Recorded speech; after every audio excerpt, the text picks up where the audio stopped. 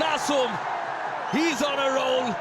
Gets his third, does Nasum Ahmed. BPL 2026-এর সর্বনিম্ন total সেটা সাক্ষী হতে হলো নোয়াখালী এক্সপ্রেসকে। এবারের আসরে সবচেয়ে কম 61 রানে তারা থমকে গিয়েছে। সেখানে মূল কারিগর নাসুম আহমেদ 7 রানে 5 উইকেট নিয়ে সোফার এবারের বিপিএলের সেরা বোলিং ফিগার তার।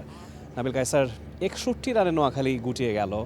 এর আগের 3টা ম্যাচের 3টাতেই তাদেরকে হার মানতে হয়েছিল, টানা 4র্থ হার। এখন অবধি জয়ের মুখ তারা দেখেনি। বেশ কিছু বড় নাম তাদের টিমে ইনক্লুডেড হয়েছে, সৌম্য সরকার, মোহাম্মদ নবী। তারপরেও এরকম খাবি খাওয়ার কারণটা কি? একেবারে শুরুতেই নাসুমকে ক্রেডিটটা দিতে হবে। মাত্র 7 রানে 5 উইকেট নিয়েছেন। গতকালকে বাংলাদেশ জাতীয় দল ঘোষণা করা হয়েছে এবং one of the unlucky cricketer. Bangladesh জাতীয় দলের সবসময় যে স্কোয়াডে থাকলেও একাদশে থাকেন তা না। Left hand right hand combination বা লেগ স্পিনার রিশাদ খেললে কখনো ব্যাটিংয়ের কথা চিন্তা করে শেখ মাহিদিকে প্রেফার করা হয়। তবে নাসুম যখনই সুযোগ পান, সেটা জাতীয় দলের হয়ে বলুন বা ঘরোয়া ক্রিকেটে বলুন, সবসময় কিন্তু তিনি পারফর্ম করেন এবং আজকে আরও একবার সেই কাজটা কিন্তু করে দেখিয়েছেন। 5টা উইকেট নিয়েছেন, তার মধ্যে সৌম্যর উইকেট ছিল, একেবারে শুরুর দিকেই তিনি নিয়েছেন। হায়দার আলীর উইকেট ছিল এবং লোয়ার অর্ডার ব্যাটসম্যানদের আসলে নাসুমের বোলিংয়ের উত্তরটা জানা ছিল না। রিসেন্টলি বাংলাদেশের জাতীয় দলের আশেপাশে থাকা ক্রিকেটারদের মধ্যে আমার কাছে মনে হয় মোস্ট ইমপ্রুভ ক্রিকেটার।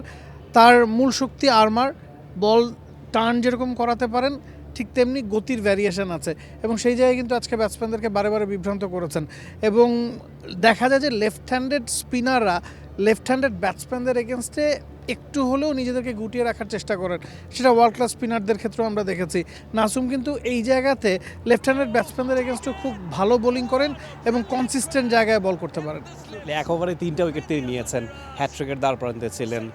5টা উইকেট তিনি নিয়ে এবং তার যে এক্সপিরিয়েন্স, তার যে স্কিল, সবগুলোর প্রয়োগ করে তিনি আসলে 5টা উইকেট নিয়েছেন এবং নোয়াখালী টিমের 4 জন আজকে 0 রানে ফিরেছেন, 2 জন মাত্র ডাবল ডিজিটে যেতে পেরেছেন।